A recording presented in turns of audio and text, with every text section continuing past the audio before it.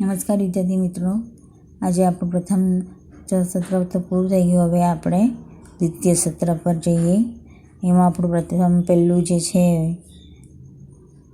काव्य जो है इतनी शक्ति हमें देना दाता जो है प्रार्थना काव्य है.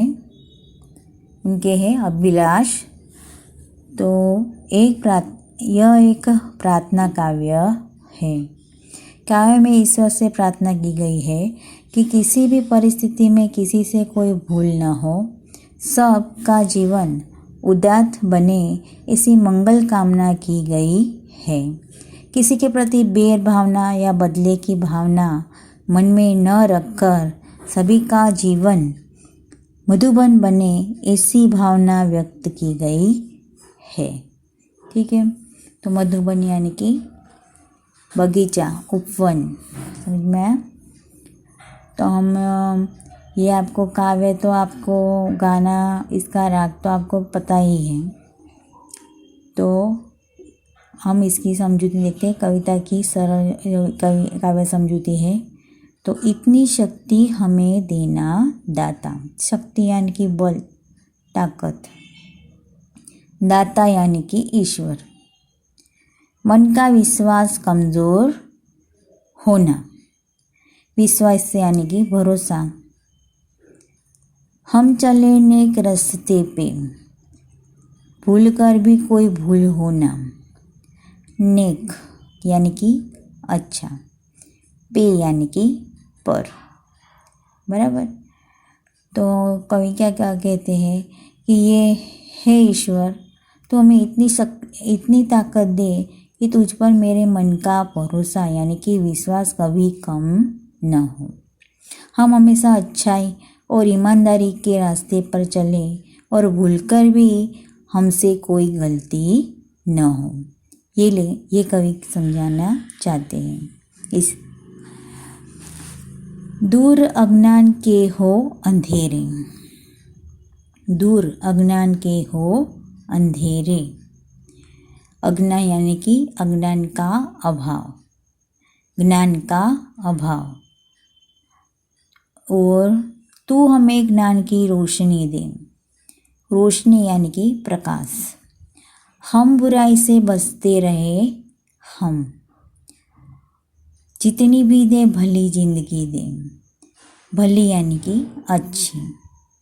बैर होना किसी का किसी से. बैर यानी कि दुश्मनी. भावना मन में बदले की होना.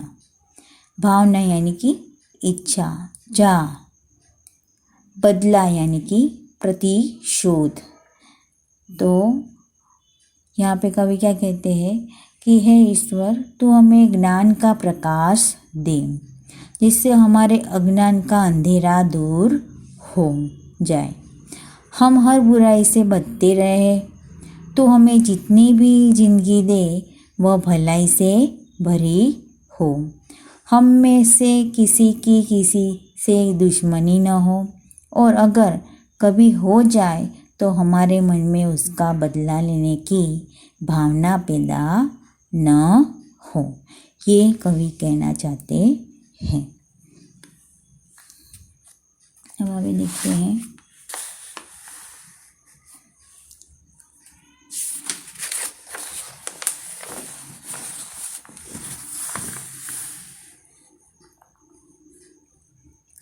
हम न सोचे हमें क्या मिला है. हमें सोचे हमें क्या मिला है. हम ये सोचे किया क्या है अर्पण. अर्पण करना यानी कि देना, समर्पित करना. फूल खुशियों के बाटे सभी को, सबका जीवन भी बन जाए मधुबन. सबका जीवन भी बन जाए मधुबन यानी कि उपवन, बगीचा.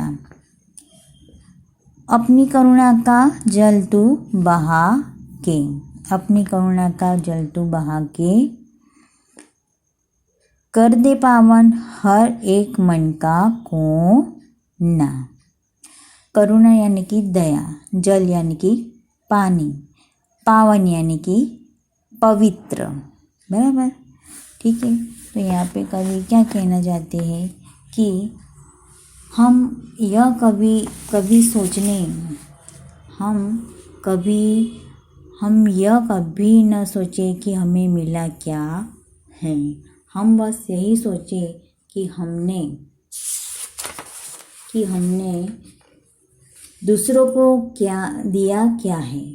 हम अपनी खुशियों के फूल सब में बांटे और सबका जीवन उपवन सा सुंदर बन जाए। हे ईश्वर, तू अपनी करुणा का जल बहाकर हम सबके मन का हर कोना पवित्र कर दे, ये कवि कहना चाहते हैं।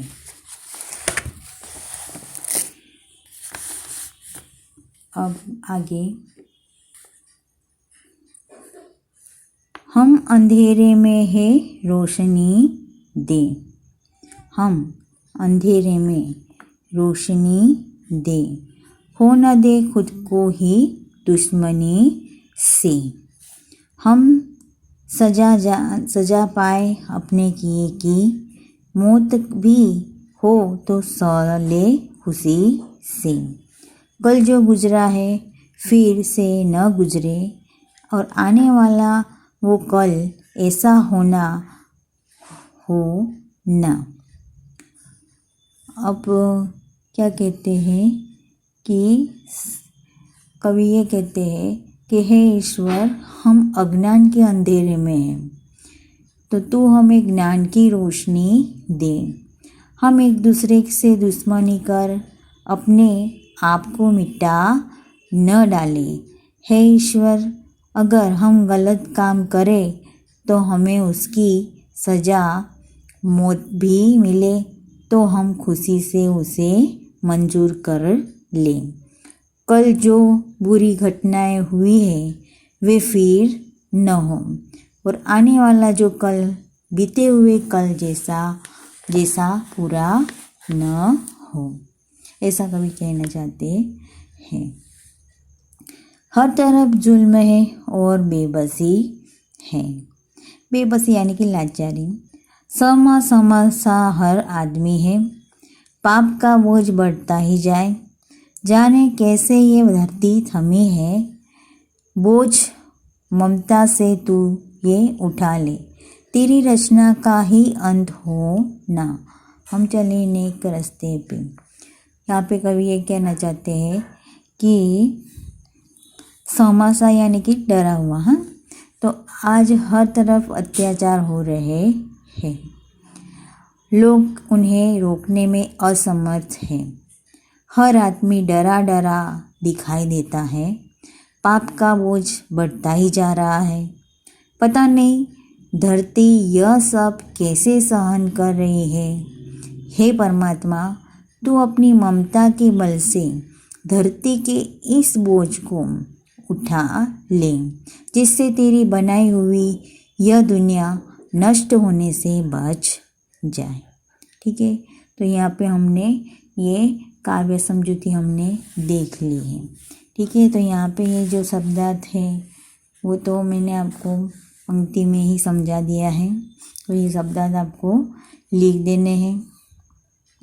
और यहाँ पे जो है अभ्यास क्रम है, तो अभ्यास क्रम में प्रश्नों के उत्तर है जो आपको ही लिखने हैं। अभ्यास पूरा आपको ही लिखना है रहेगा। और नीचे दिए गए सभी खाली स्थानों पे उचित शब्द भरते हुए वाक्यों को पूरा कीजिए। ये खालियाँ भी आपको भरनी है। समझ में आया? और यहाँ पे स्वाध्याय जो है वो आपको पूरा कंप्लीट लिखना है। तो आगे हम देख लेते हैं कि आगे क्या है। तो यहाँ पे स्वाध्याय है, तो स्वाध्याय के प्रश्न भी आपको लिखने हैं।